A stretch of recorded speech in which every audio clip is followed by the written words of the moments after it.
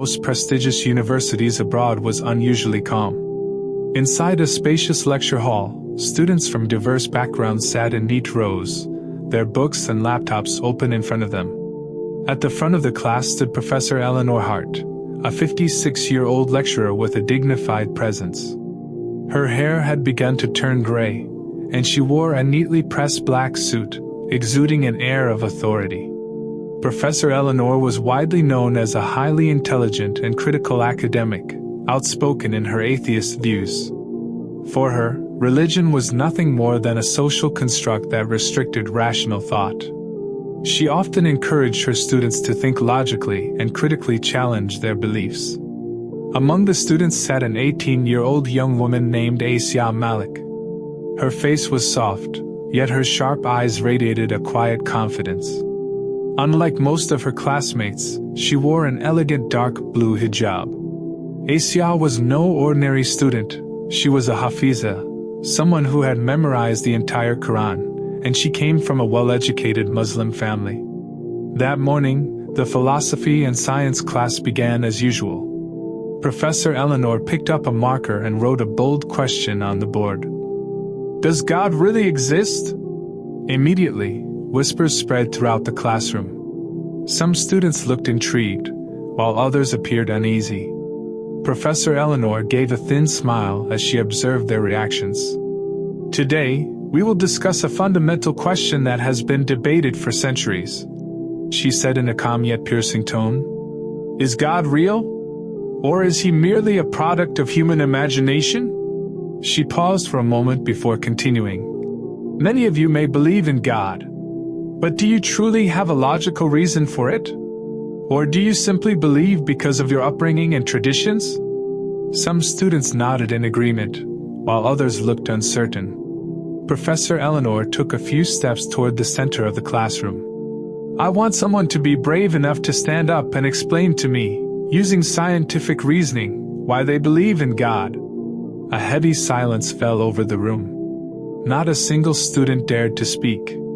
They all knew how sharp and relentless the professor's arguments could be. But in the middle row, Asia calmly raised her hand. Professor Eleanor looked slightly surprised. Then, with a sarcastic smile, she said, "We have someone willing to step forward. Please introduce yourself." Asia stood up, her gaze steady and unwavering. "My name is Asia Malik," she said, her voice soft yet firm. "And I believe in God, not just because of faith, but because of science and logic." The classroom fell completely silent. All eyes turned toward Asia. Professor Eleanor crossed her arms over her chest, studying the young woman before her. "All right, Asia," she said. "Give me one scientific reason that proves God exists." Her eyes gleamed with challenge.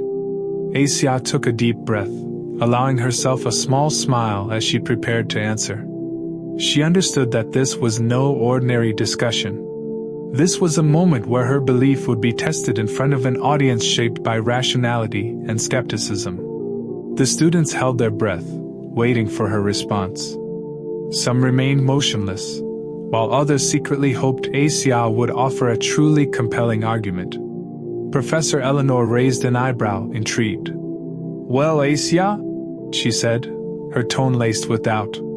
"Give me just one scientific reason that proves God exists. And remember, I expect something logical. Or did you already anticipate this question?" Asia, maintaining her composure, began to speak. "Professor, before I answer your question, may I ask you something?" she said. Professor Eleanor narrowed her eyes, considering the request before nodding. "Do you believe that something complex and orderly requires a designer?" Asa asked. The professor paused for a moment before responding. "Of course. The laws of physics and science show that anything complex typically has a scientifically explainable origin." Asa nodded. "Good. So if we come across a watch with an intricate and perfectly synchronized mechanism, we must conclude that there is a maker, right?" "Yes, of course," Professor Eleanor answered. Asia nodded briefly, then continued, her voice growing steadier. If that's the case, what about the universe? It is far more complex and orderly than a simple watch. Is it really possible that something so extraordinary just appeared on its own, without anyone creating it? Once again, the class fell into silence.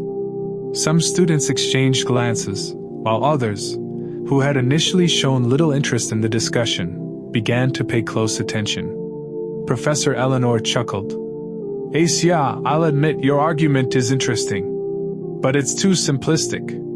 Science has already proven that the universe came into existence because of the Big Bang, not because of a creator." Asia smiled.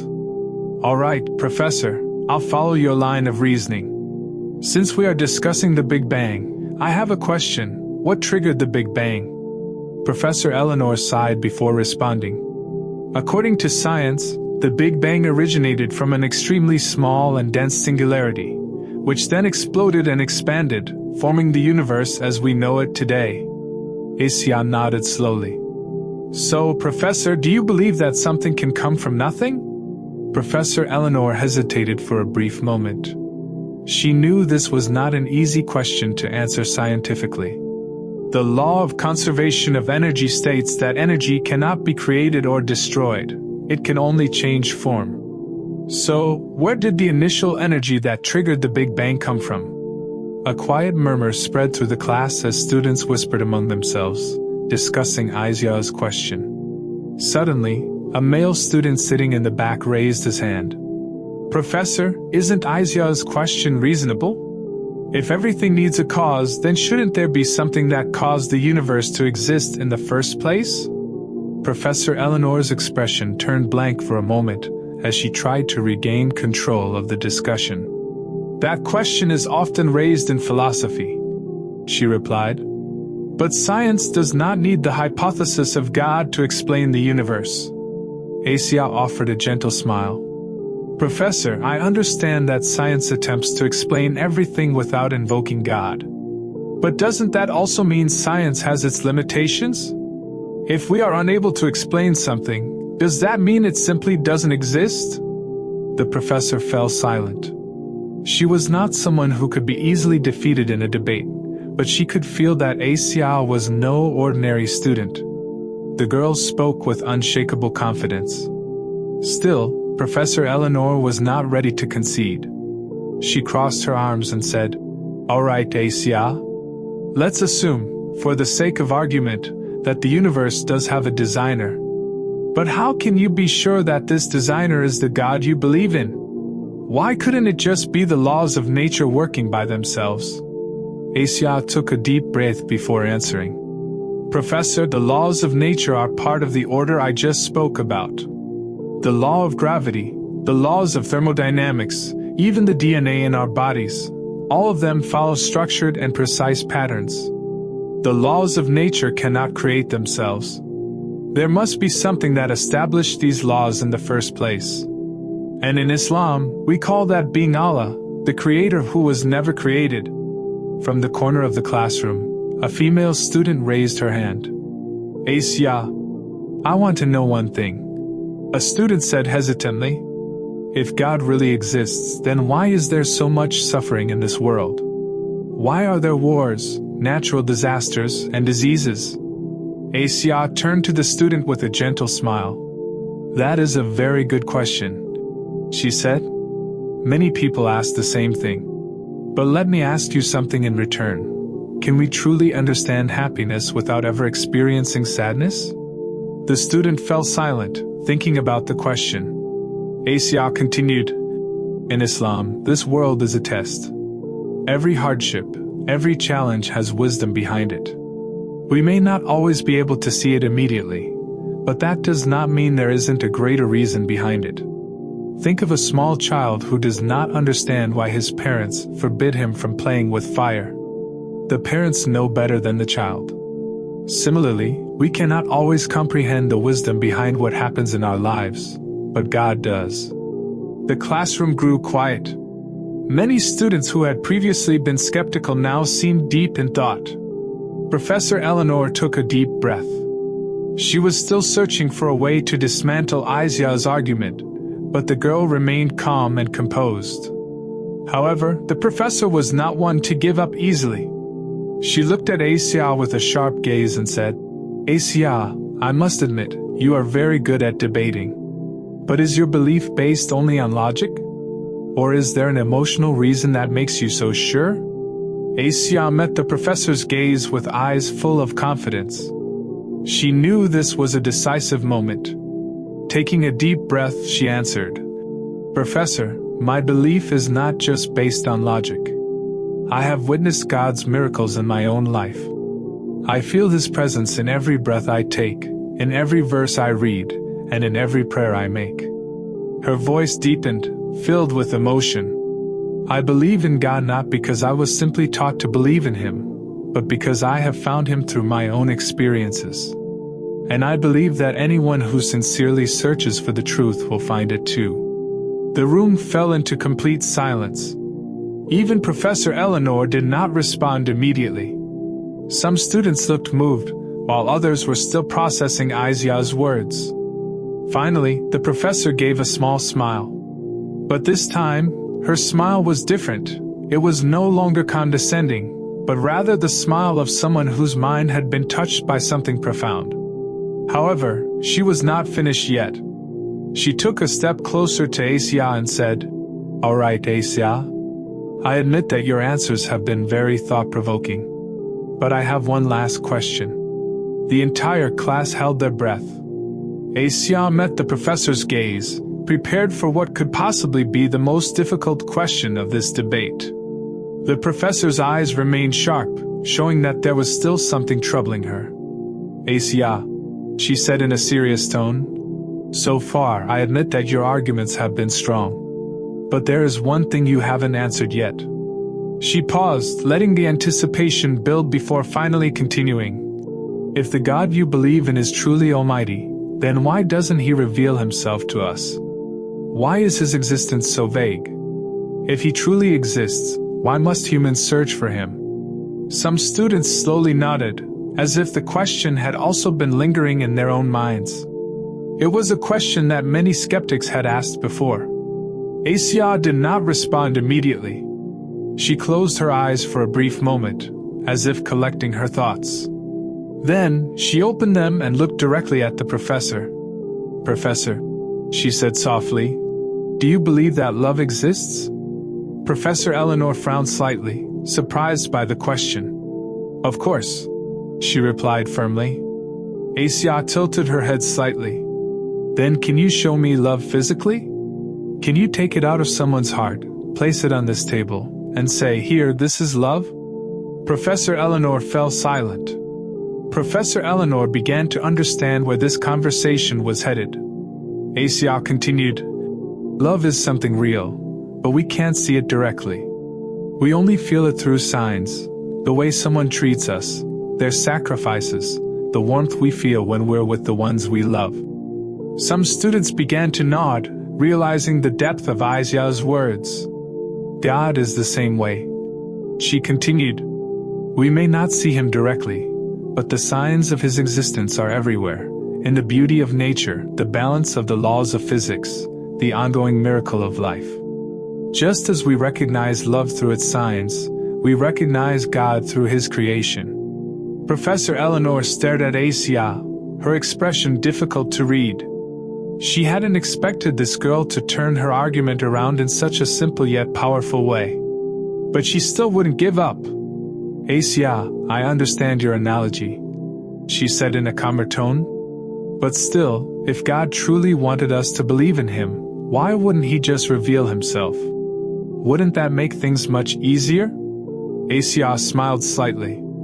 "Professor, if a teacher gives a test to their students, does the teacher provide all the answers before the test begins?" Professor Eleanor fell silent again. Asia continued, "This world is a test, Professor. If God revealed Himself directly, where would the test be? Faith is not about being forced to believe because of undeniable evidence. It's about belief that grows from a heart sincerely seeking the truth." Silence once again filled the room. The students were beginning to understand that this debate was not just an exchange of logical arguments, but something much deeper. Suddenly, a student in the middle row raised his hand. His name was Michael, a physics student known for being skeptical of religion. "Sorry," he said hesitantly, "but I have one question.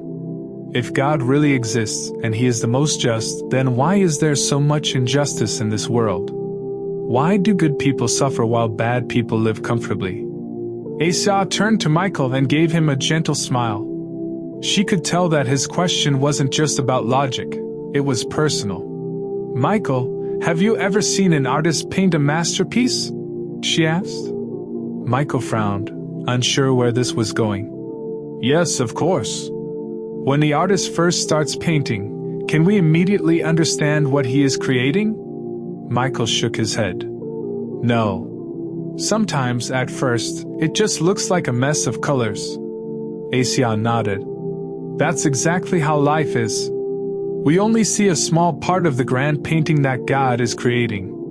Right now, we may only see suffering and injustice, but we don't see the full picture. Everything in this world has a purpose, even if we don't understand it at the moment." Michael fell silent. He hadn't expected his question to be answered in such a profound way. Professor Eleanor carefully observed the students, watching their expressions as they seemed to be reevaluating their perspectives. She could feel the debate shifting from an intellectual discussion to something much more personal and emotional. But she still had one last argument to make. "Asa," she said, her voice lower but sharper, "you speak so confidently about God and His justice. But what about religion itself? Religion has often been a source of conflict, wars, divisions, even terrorism. Many people claim to act in the name of God. How can you defend something that has brought so much destruction?"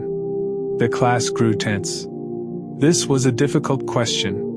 Asa took a deep breath. She knew this was the most critical moment. "Professor," she said gently, "is a knife good or bad?" Professor Eleanor frowned. "It depends on how the knife is used." "Exactly," Asa said. "A knife can be used to prepare a beautiful meal, but it can also be used to harm someone. Can we blame the knife for how it is used?" Professor Eleanor remained silent. Asa continued, "The same applies to religion. Religion is a tool. If used correctly, it brings peace, compassion, and justice. But if it falls into the wrong hands, it can be misused for evil. The problem is not religion itself, it's how humans choose to use it." Some students began to clap softly, recognizing the depth of Isa's response. The debate had reached its peak, and many felt that her answer was not only logical but deeply meaningful, but also full of meaning. Professor Eleanor took a deep breath. She looked at Asa with a different expression than before. There was something in her eyes, no longer just a desire to win, but perhaps respect. Yet, she wasn't finished. She exhaled slowly, then said, "Asa, you have given very good answers. But I still have one last question." Asa met the professor's gaze, calm and ready to hear the question that might bring this debate to its peak. Professor Eleanor looked at her deeply and, in a softer voice, asked, "If God really exists, have you ever personally experienced something that proves His existence?" The classroom fell silent again. All eyes were on Asa, waiting for an answer, one that might change everything. Asa took a deep breath. She knew this was the moment to speak from more than just logic. This was the moment to speak from the heart. The students, who had previously been taking notes, were now holding their breath. Even Professor Eleanor, who had seemed so sure of her argument from the beginning, now looked at the girl with a different expression, not as someone trying to win a debate, but as someone who truly wanted to hear the answer. Asa inhaled deeply. "This is no longer about winning an argument," she said softly. "This is about something real." She paused, then continued. "Professor, you asked me if I have ever personally experienced something that proves God's existence. The answer is yes. Not just once, but many times." She looked around at the entire class before continuing. "I want to tell you something. An experience that I know is not just a coincidence. The students leaned forward, their curiosity piqued. When I was 10 years old, Asia began. I was in an accident. My mother and I were walking home from school when a truck lost control and came straight toward us.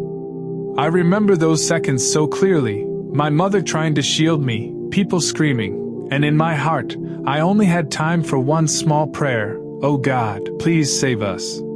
Some students seemed visibly moved, their expressions shifting as they listened. Asia continued, "The truck should have hit us.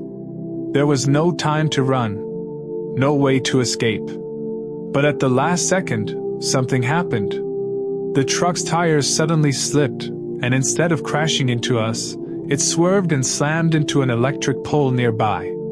My mother and I were completely unharmed. Even the driver was safe." She paused, letting the weight of her words sink in. Many people called it luck. But I know it wasn't just coincidence. It was an answer to the prayer I whispered in total surrender. Professor Eleanor watched Asia, her eyes unreadable, as if she was processing something beyond just words. But Asia wasn't done. And not only that, she continued, "There are many things that we can't explain logically." Asia continued, "Have you ever felt so desperate, so alone, and then, just at the right time, someone came to help? Have you ever seen someone who had almost lost hope, and suddenly, a solution appeared, one they never expected? Have you ever felt an extraordinary calm while praying, even though your problem hadn't been solved yet?" The class remained silent. Many students began to reflect, recalling their own personal experiences. Asia spoke again, her voice softer this time. "Professor, God is not always present in a form that we can see with our eyes. But He is always present in a form that we can feel, through the help that arrives just when we need it, through the peace that no science can explain, through the small miracles we often overlook." Professor Eleanor remained silent. Her eyes seemed glassy as if she was holding back an emotion she wasn't ready to show. Then, in a voice quieter than before, she said, "Asia, your answer is very compelling. I must admit, I have never heard someone explain faith in this way before." Asia smiled gently. "Professor, I am not asking you to believe immediately. Faith is not something that can be forced. But I invite you to think, to see life from a different perspective. Because sometimes, the truth is not just what we understand with our minds, but what we feel with our hearts." The atmosphere in the classroom grew solemn. Some students bowed their heads, moved by the conversation they had just witnessed. Professor Eleanor finally took a deep breath. When she looked at Asia again, her expression had changed. No longer full of challenge, but full of respect. "You are an extraordinary young woman, Asia," she said at last. "I may still have many questions, but I must admit, your way of thinking has opened a new perspective for me." Asia smiled. "Thank you, Professor." Professor Eleanor turned to her students, glancing at them one by one. Then, in a low but firm voice, she said, "I want all of you to take something from today's debate. No matter what your beliefs are, the most important thing is to think critically and seek the truth with an open heart." The students nodded in agreement. This was more than just a debate. It was an intellectual journey, one that had opened the minds of many in the room. As the class ended, several students gathered around Asia, eager to continue the discussion. Even Michael, the skeptical student who had asked sharp questions, remained in his seat, lost in thought, contemplating everything he had heard. Meanwhile, Professor Eleanor walked out of the classroom, her steps slow and deliberate. On her face was an expression difficult to decipher, perhaps confusion, perhaps contemplation, or maybe something even deeper. Maybe, for the first time in her life, she was beginning to ask herself, had she spent all these years closing the door to something greater than she could understand? And maybe, just maybe, somewhere deep within her heart, she had already begun searching for the answer. Moral message: faith is not something that can be forced, it must be found with an open heart. Miracles do not always appear in the way we expect, but they are always present for those who are willing to see them. Seeking truth requires not only logic but also inner sensitivity and personal experience. Differences in belief should not divide us, but instead be opportunities for discussion, learning, and mutual respect. Final reflection. This story is more than just a debate, it is a journey in search of meaning. Sometimes the answers we seek are not found in words, but in experience and deep reflection. If this story inspires you, don't forget to like, share, and subscribe, so we can continue bringing meaningful stories to life. See you in the next story.